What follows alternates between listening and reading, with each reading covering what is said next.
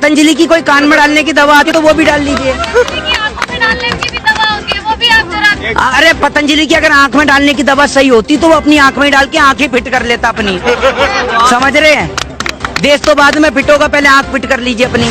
ये एक बात मुझे बताइए, गाय का दूध आज 70 रुपए लीटर नहीं बिक रहा, 60 रुपए लीटर नहीं बिक रहा, इसका गौमूत्र 90 रुपए लीटर बिक रहा है और वो भी नहीं पता।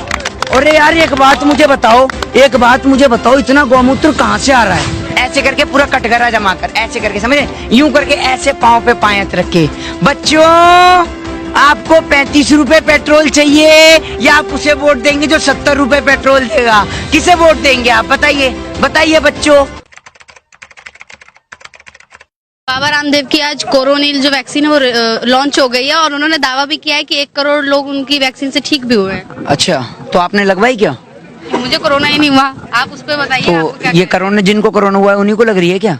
वो आप वैक्सीन पर बताइए ना। वैक्सीन निकालिए, इतना बहिष्कार करते हैं, वैक्सीन निकालिए, आपने निकाल दी क्या वैक्सीन? तो मैं क्या डॉक्टर हूँ, सारे काम मैं कर लूँ? डॉक्टर इंजीनियर एक ही है देश में। परेशानी आप तो ऐसे गुस्सा कर रही हैं जैसे मैंने आपसे डायरेक्ट प्रधानमंत्री का नंबर मांग लिया किसान की बात कराने के लिए। हैं? आप कैसे गुस्सा हो रही हैं? आराम से बात करिए ना। रहे हैं ना? क्या मैं क्या पूछ रहा हूँ? देश पूछ रहा है, आप पूछने के लिए खड़ी हुई है, मैं तो बताने के लिए खड़ा हुआ हूँ। पूछिए आप। नहीं आप पूछेंगी? आपसे आप इतना बहिष्कार करते हैं, आप वैक्सीन निकाली है तो उसके बारे में। वैक्सीन का बहिष्कार करके हमने पतंजलि के टेंट में आग लगा दी जाके। क्या वैक्सीन का बहिष्कार? आप एक बात मुझे बताओ, अगर वैक्सीन का इतना ही फायदा है तो वो जो 24 घंटे बैठकर मोदी करके OMGC में हराम का खाता है संबित पात्रा, उसे भी तो कोरोना का लक्षण हुआ था। तो सबसे पहले अगर सुआ भोपना है तो उसके घोपो। ये हमारे पे ही सारे एक्सपेरिमेंट कर लोगे तो पहले उसी पे करो, उसको ठीक कर दो एकदम। और मानसिक दिवालियापन का शिकार हुए लोगों का कोई दवा नहीं है, कोई इलाज नहीं है। समझ रहे हैं? और पूरा देश समझ चुका है कि ये किसके लिए शब्दों का प्रयोग है। लेकिन ऐसा नहीं, हम नाम नहीं ले सकते, लेकिन फिर भी पूरा देश समझ गया है। आप एक बात मुझे बताइए, आप आए दिन नया ढोंग धतूरा लेके आ जाते हैं।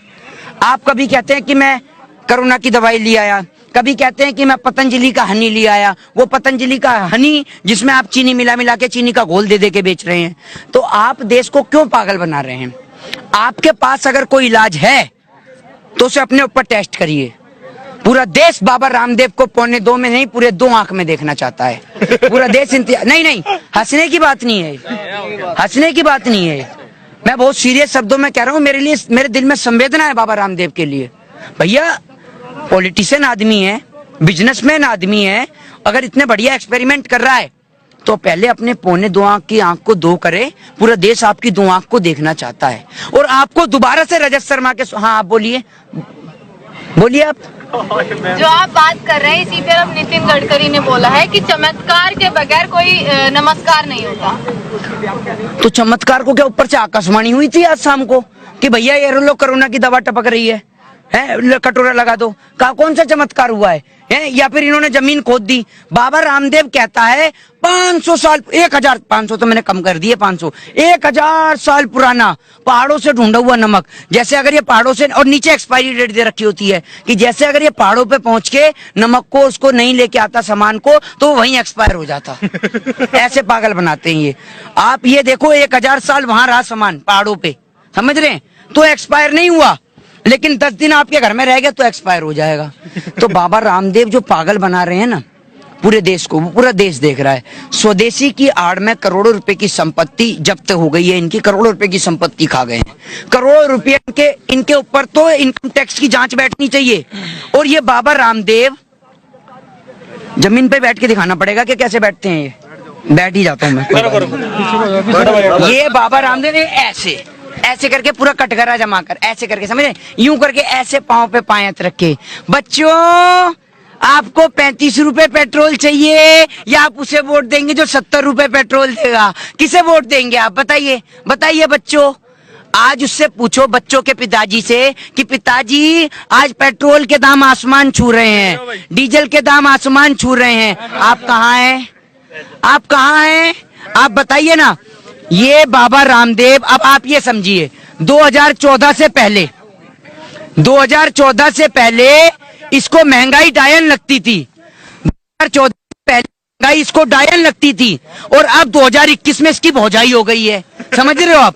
अब भौजाई हो गई है इसकी, और कभी यूं करके तो कभी, आज इसके सारे ड्रामे, कभी यूं करके 1 2 ऐसे पूरा देश इन्होंने लूट लिया।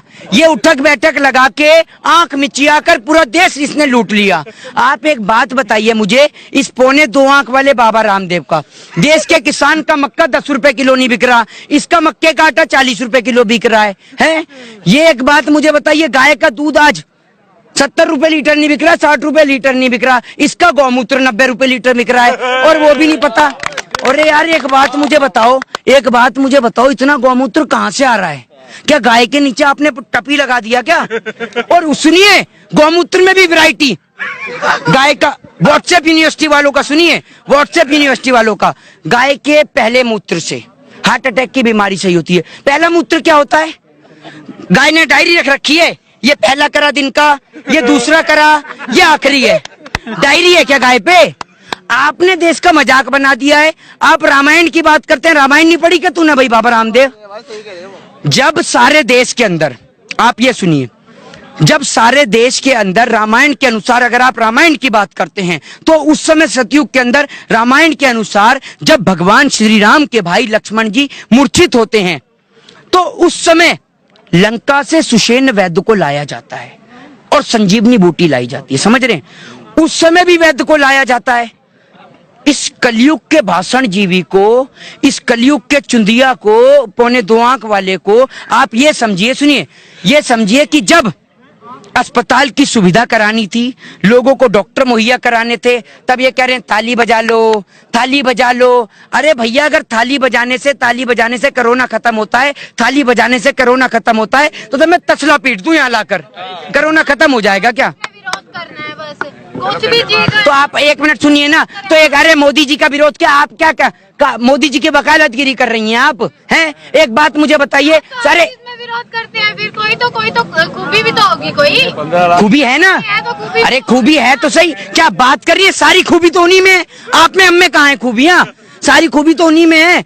अब आप ये देखिए, खूबी तो उनमें है, पेट्रोल के दाम, डीजल के दाम बढ़ गए तो एक रास्ते पे मिल गया मुझे भाई, अंधभक्त मिल गया भाई। मैंने कहा भाई पेट्रोल के दाम, डीजल के दाम बढ़ रहे हैं। कह रहा भाई क्या बात कर रहे हो, पेट्रोल डीजल के दाम बढ़ रहे हैं, आप मोदी जी के बारे में नहीं जानते क्या? मैंने कहा क्या भाई, मैंने कुछ समझ रहा, मैंने कोई नई स्कीम लाए होंगे, स्कीम लाने में तो माहिर हैं ये।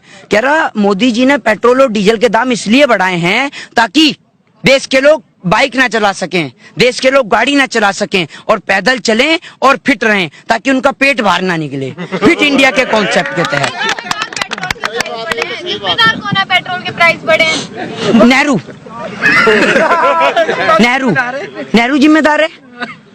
आप ये समझिए ना, नेहरू जिम्मेदार है, हर चीज के लिए नेहरू जिम्मेदार है। ठीक है, पुलवामा की घटना होती है तो नेहरू जिम्मेदार है, चीन हमला कर रहा है तो नेहरू जिम्मेदार है, पाकिस्तान हमला कर रहा है तो नेहरू जिम्मेदार है, लोगों के पास खाने को रोटी नहीं है तो नेहरू जिम्मेदार है। ठीक है, संबित पात्रा को कोरोना हो जाता है तो नेहरू जिम्मेदार है, हर बात में नेहरू जिम्मेदार है। तो भैया नेहरू की एक सूची बना लो, उसका नाम लिख लो, नेहरू से बात करने के लिए आप ऊपर भेज दो स्टेशन पे, एक आध आपका कोई नेता फ्री हो तो, या अगर आपके संपर्क होते हो तो बात कर लो नेहरू से भी। और क्या, नेहरू को कब तक जिम्मेदार ठहराते ही रहोगे आप? और हर बात के लिए नेहरू ही जिम्मेदार है, ये भी आप ध्यान रखिएगा। अपनी जिम्मेदारी भी तो लीजिए ना।